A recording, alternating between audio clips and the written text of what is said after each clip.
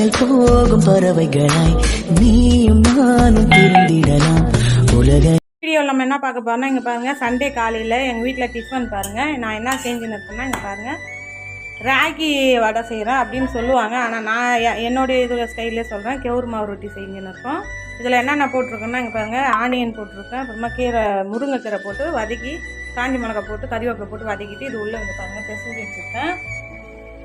இந்த மாதிரி பிசைஞ்சிட்டு இப்போ நம்ம வந்து இது நம்ம சூடாக வந்து செஞ்சு சாப்பிட்டோம்னாக்கா அவ்வளோ டேஸ்ட்டாக இருப்பாங்க. பாருங்கள், ஆல்ரெடி சாப்பிட்னு இருக்காங்க எங்கள் வீட்டுக்காரு. இந்தா வேணுமா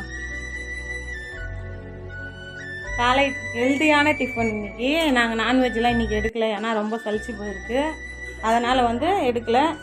இங்கே பாருங்கள் எப்படி பாருங்க. ஆமாம், கலக்காய் சட்னி அரைச்சிட்டுங்க பாருங்கள்.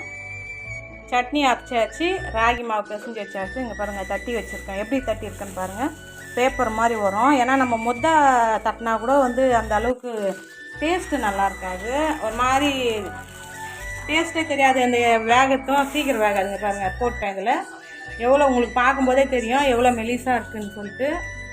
இது வந்து இப்போயே நம்ம ஆயில் போடக்கூடாது. இது நல்லா வந்து கொஞ்சம் அரை வேக்காடு வெந்ததுக்கப்புறம் தான் எண்ணெய் ஊற்றணும். அப்போ தான் வந்து அந்த எண்ணெய் வந்து அது உள்ளே வந்து இதுவாகும். அதனால் யாரெல்லாம் நீங்கள் சண்டே இன்றைக்கி என்னென்ன சாப்பிட்டீங்கன்னு சொல்லிட்டு எனக்கு அப்படியே கமெண்டில் சொல்லிவிடுங்க.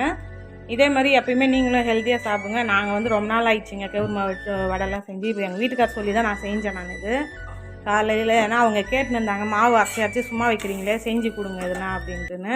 அதனால் சரி இது மாதிரி இன்றைக்கி செஞ்சிடலாம் அப்படின்ட்டு. இங்கே பாருங்கள், ஆயில் அரை வேக்காடாக இருந்தும் ஆயில் ஊற்றிக்கிறோம் பாருங்கள். இப்படி தான் ஆயில் வேணும்னா ஊற்றிக்கிங்க, வேணானாலும் விட்ருங்க. ஏன்னா ஏற்கனவே நம்ம வெங்காயம்லாம் வதக்கிறதுக்கு கொஞ்சம் எண்ணெய் ஊற்றி தான் வதக்குவோம்.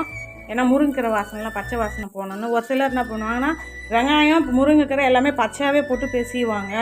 எங்கள் அம்மாலாம் அப்படி தான் செய்வாங்க. ஆனால் நான் வந்து வதக்கி தான் செய்வேன், ஏன்னா அப்போ தான் அது இன்னும் டேஸ்ட் நல்லாயிருக்குன்ட்டுன்னு. பூண்டு நசுக்கி போட்டுக்குங்க, அதே மாதிரியே செம்ம டேஸ்ட்டாக இருக்கும். அவ்வளோதாங்க ஃப்ரெண்ட்ஸ், எங்கள் வீட்டில் இன்றைக்கி இதுதான் நாங்கள் செஞ்சோங்க. பாருங்கள், மாவு இன்னும் இருக்குது. இங்கே பாருங்கள் சட்னி. இன்றைக்கி ஹெல்த்தியான காலை டிஃபன் எங்களுக்கு முடிஞ்சிருச்சு. உங்கள் வீட்டில் என்னென்னு சொல்லிட்டு எனக்கு கமெண்ட் பண்ணுறேங்க. இந்த வீடியோ இதோட முடிச்சுக்கிறோம். Bye friends.